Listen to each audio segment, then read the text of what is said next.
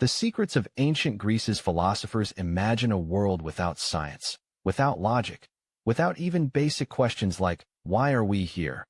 Or what is real? For thousands of years, people simply accepted what they were told. But then, something amazing happened in ancient Greece. A group of brilliant thinkers started asking big questions, questions that changed everything. These were the philosophers, the lovers of wisdom, and their ideas still echo today. They weren't just old men with long beards. They were daring rebels who challenged the very fabric of their society. They dug deep into the meaning of life, the universe, and everything in between. Their journey was full of danger, discovery, and debates that shaped our modern world. Our story begins in a time before these big names even appeared. Early Greek thinkers, often called pre-Socratics, set the stage. They lived mostly in Ionia, a Greek region that is now part of Turkey. Instead of saying gods caused everything, they looked for natural reasons. Thales of Miletus, for example, believed water was the basic building block of everything. He was a very early scientist, in a way. According to the Stanford Encyclopedia of Philosophy, Thales is often credited as the first philosopher in the Western tradition. He even predicted a solar eclipse, showing a mind that observed the world around him closely. Another important figure was Anaximander, a student of Thales. He thought the basic stuff of the universe was not water, but something he called the boundless, or the infinite. This was a super early idea of something formless and endless that everything came from. Imagine trying to explain that to people who believed Zeus made lightning. Anaximander also drew the first map of the world and thought that humans evolved from fish-like creatures. This shows how his mind was already thinking in ways that sound very modern to us. A study published in the journal Isis in 2007 highlighted Anaximander's groundbreaking contributions to cosmology and evolutionary thought. Then came Pythagoras, a truly mysterious figure. He believed numbers were the key to understanding the universe. To him, everything had a numerical pattern. Music, for instance, could be explained by ratios and numbers. He even founded a secret society where followers lived by strict rules and studied mathematics and philosophy. They believed in reincarnation, meaning souls could be reborn into different bodies. His ideas laid the groundwork for much of geometry and number theory, even though his group was quite secretive. The Journal of the History of Ideas has many articles discussing the profound impact of Pythagorean thought on later Greek philosophy and science. These early thinkers were like brave explorers, pushing past the known limits of thought. They faced a lot of resistance, too. People didn't always like new ideas, especially ones that questioned old beliefs about gods and myths. But their questioning spirit opened the door for even greater minds. They taught people to look, to listen, to think for themselves, rather than just accept ancient stories. This was a radical change, a true turning point in human history. Now, let's talk about the big three: Socrates, Plato, and Aristotle. These three giants stood on the shoulders of those early thinkers and took philosophy to new heights. Their lives and ideas are still studied today, and their influence is almost impossible to overstate. They truly shape the way we think about truth, justice, and how we should live. Their legacy is so strong that the History of Philosophy Quarterly regularly features new interpretations and analyses of their work. First, there was Socrates. He lived in Athens around 470 to 399 BCE. Socrates was a very strange and wonderful man. He didn't write any books. Instead, he spent his days in the marketplace, talking to people, asking them questions. He didn't claim to know everything. In fact, he famously said, "I know that I know nothing." This humility was actually his greatest strength. Socrates used a method now called the Socratic method. He would ask someone a question, then challenge their answer with more questions, slowly showing them that their ideas might not be as solid as they thought. He wasn't trying to make people feel stupid. He was trying to help them think more deeply and clearly about what they believed. This method forced people to examine their own ideas and find the truth for themselves. A book from Cambridge University Press titled Socrates, A Very Short Introduction, describes his method as a powerful tool for intellectual self-examination. His main topics were ethics and morality. He wanted people to understand what was truly good, what was just, and how to live a virtuous life. He believed that if people truly knew what was good, they would always choose it. He thought that bad actions came from ignorance, not from evil. He challenged the rich and powerful, making them question their own wisdom. This made some people very angry. Socrates became a beloved teacher to many young Athenians, including a young man named Plato. But his constant questioning also made powerful enemies. They accused him of corrupting the youth and not believing in the city's gods. Even though he defended himself brilliantly, he was found guilty and sentenced to death. He could have escaped, but he chose to accept his punishment, believing it was his duty to obey the laws of Athens. He drank hemlock, a poison, and died peacefully, upholding his principles to the very end. The dramatic account of his trial and death, recorded by Plato, is considered one of the most important texts in Western philosophy, as noted by the Oxford Handbook of Ancient Philosophy. Socrates' death was a huge blow to his students, especially Plato. It taught Plato a harsh lesson. A society could kill its wisest citizen. This event deeply influenced Plato's entire philosophy, making him question the very nature of democracy and justice. Plato lived from approximately 428 to 348 BCE. He was from a wealthy and powerful Athenian family. Unlike Socrates, Plato wrote many dialogues, which are like plays where characters discuss philosophical ideas. Socrates is often a main character in these dialogues, helping us understand his teacher's ideas. Plato founded the Academy in Athens, often considered the first university in the Western world. It was a place where students could study philosophy, mathematics, and science for many centuries. This institution was a crucial center for learning and knowledge, impacting generations of thinkers. The Cambridge Companion to Plato details the Academy's role as a groundbreaking educational establishment. One of Plato's most famous ideas is the theory of forms. It's a bit tricky, but let's break it down simply.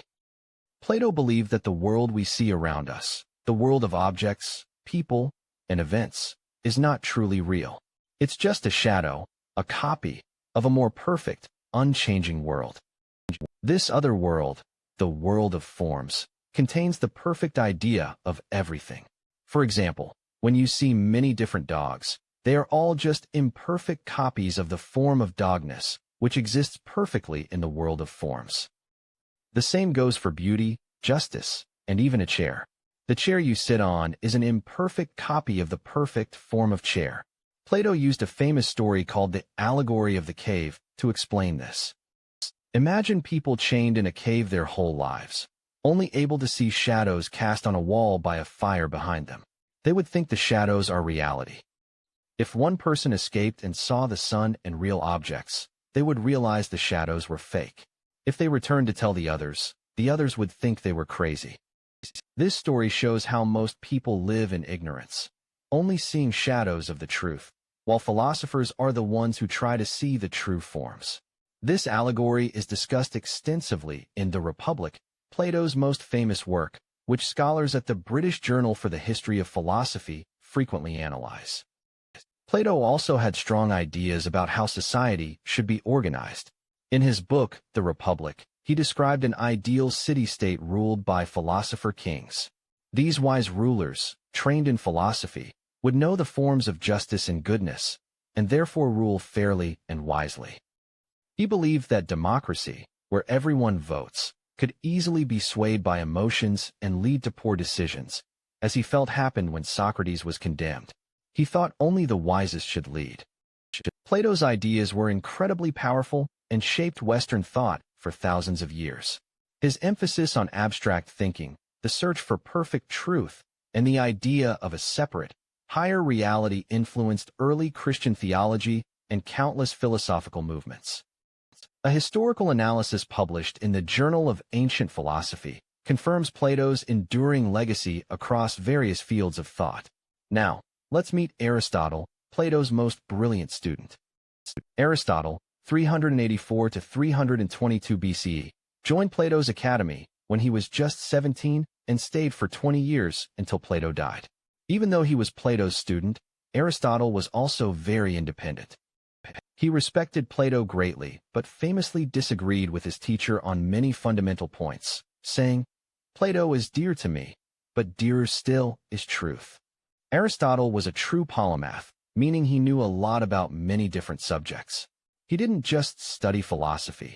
He also made huge contributions to biology, zoology, logic, ethics, politics, poetry, and rhetoric.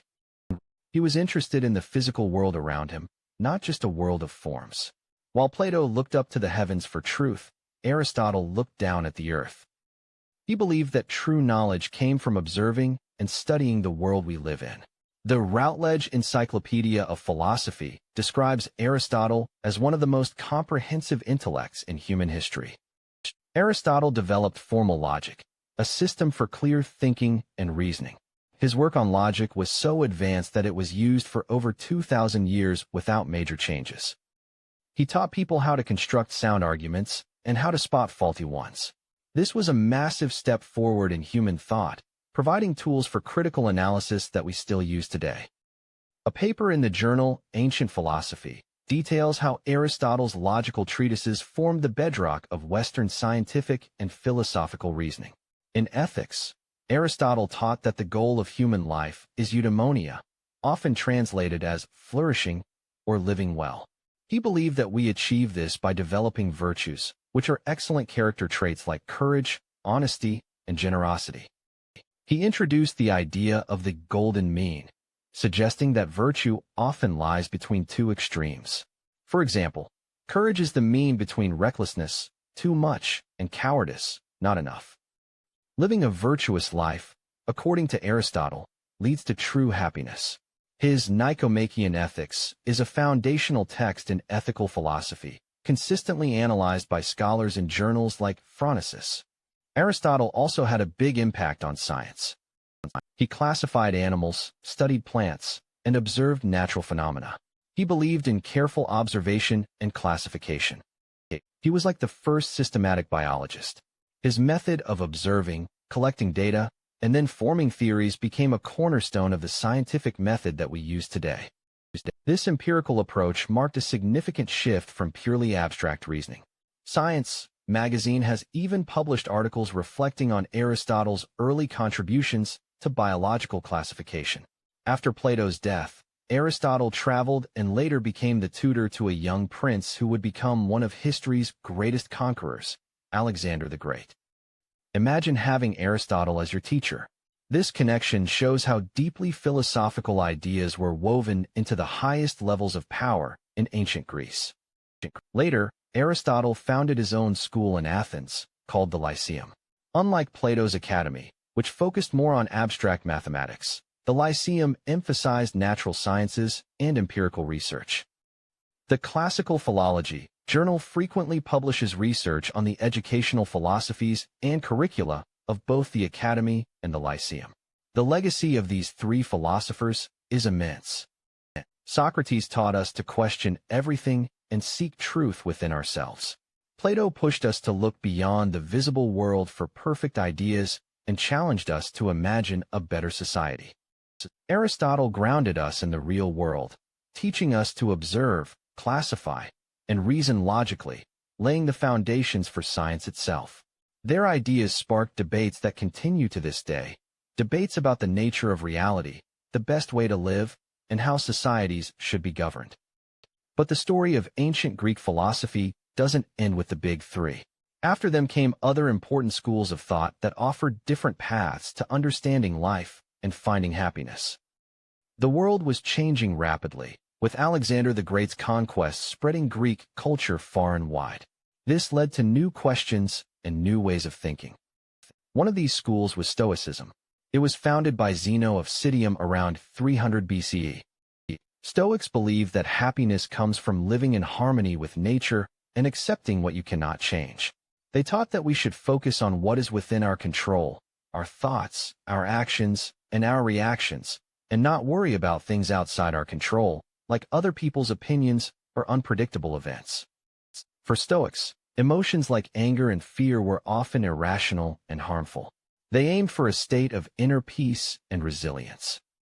The Journal of the History of Philosophy often features discussions on Stoic ethics and its modern relevance. Imagine someone losing everything they own but still remaining calm and collected. That's a Stoic ideal. They practice self-control and clear thinking. Famous Stoics include the Roman Emperor Marcus Aurelius, whose Meditations are still read today as a guide to living a good life, and Seneca, a Roman statesman and philosopher. Stoicism's practical advice for dealing with life's ups and downs made it very popular among both ordinary people and powerful leaders. A recent publication by Oxford University Press, The Stoic Life, explores how these ancient ideas continue to offer valuable lessons. Another important school was Epicureanism, founded by Epicurus, 341 to 270 BCE. Epicureans believed the goal of life was to achieve pleasure, but not in a simple, greedy way. For Epicurus, true pleasure was about peace of mind and freedom from pain and fear. He taught that we should seek simple joys, like good conversation with friends, a healthy diet, and intellectual pursuits. He wasn't about wild parties and excess. In fact, he warned against them, saying they often lead to more pain than pleasure. Epicurus also believed that the universe was made of tiny, invisible particles called atoms, and that there was no afterlife. This idea helped his followers overcome the fear of death, because if there's no soul to suffer after death, then there's nothing to fear. Living a simple, moderate life, free from anxiety, was the Epicurean path to happiness. According to a study in classical antiquity, Epicurus's atomic theory was remarkably prescient and influenced later scientific thought. Then there were the skeptics. They were a bit different. They believed that true knowledge was impossible to achieve. Pyrrho of Elis, one of the earliest skeptics, argued that we can never be absolutely sure about anything. They practiced suspension of judgment, meaning they tried not to commit to any belief. If you can't truly know anything, then you shouldn't worry about it, and this leads to a calm, untroubled mind. Skeptics challenged all other philosophers, asking them to prove their claims. They were like relentless questioners, always pointing out how easily our senses can deceive us and how easily our minds can make mistakes. While this might sound frustrating for them, it was a path to peace, because if you don't believe in anything strongly, you can't be upset when your beliefs are proven wrong. The History of Skepticism by Richard Popkin, a widely respected work, traces the profound impact of this school on subsequent philosophical debates. These different schools show the incredible range of thought that emerged from ancient Greece. They weren't just abstract theories, they were ways of life, offering guidance on how to navigate the world, how to find meaning, and how to achieve happiness. They taught people to think critically, to question authority, and to examine their own lives. These were truly radical ideas for their time. The influence of these ancient Greek philosophers is still all around us. When we discuss ethics, we often refer back to Aristotle. When we talk about ideal societies, we think of Plato's Republic. When we use logical reasoning, we are using tools developed by Aristotle. When we question our beliefs, we are following in Socrates' footsteps. Our modern understanding of democracy, justice, and human rights owes a huge debt to their insights. Even our scientific method, with its emphasis on observation and reason, has deep roots in their approach to understanding the world. A comprehensive survey by the American Philosophical Association consistently highlights the foundational role of ancient Greek thought in contemporary philosophy. Their teachings traveled far beyond Greece, influencing Roman law, early Christian theology, Islamic Golden Age scholarship, and the European Renaissance. Their books were preserved and studied by scholars for centuries, making sure their wisdom was never lost. Think of how many generations of thinkers have grappled with the same questions that Socrates first posed in the Athenian marketplace. These ancient thinkers were not just philosophers, they were visionaries. They saw beyond the superstitions and traditions of their time. They dared to ask why and how, and in doing so, they unlocked secrets of the human mind and the universe that continue to inspire us. They showed us the power of reason, the importance of virtue, and the endless quest for truth. Their legacy is a testament to the enduring power of ideas, proving that a single thought, when truly profound, can change the world forever. The Journal of Hellenic Studies frequently publishes articles demonstrating the ongoing relevance and study of these ancient Greek intellectual achievements in the modern academic world. From the simple observation of water as a fundamental element to complex theories of forms and the precise rules of logic, these philosophers crafted a timeless framework for understanding existence. Their debates were not just academic exercises. They were urgent inquiries into how humans should live, what they should value, and what truly constitutes a good life. They faced skepticism, persecution, and even death for their commitment to truth and reason. Yet, their courage ensured that their ideas would not perish but would instead become the bedrock of Western civilization's intellectual tradition. Their secrets were simply deep truths waiting to be uncovered through relentless inquiry and bold thinking, secrets that continue to enrich and challenge our understanding of the world.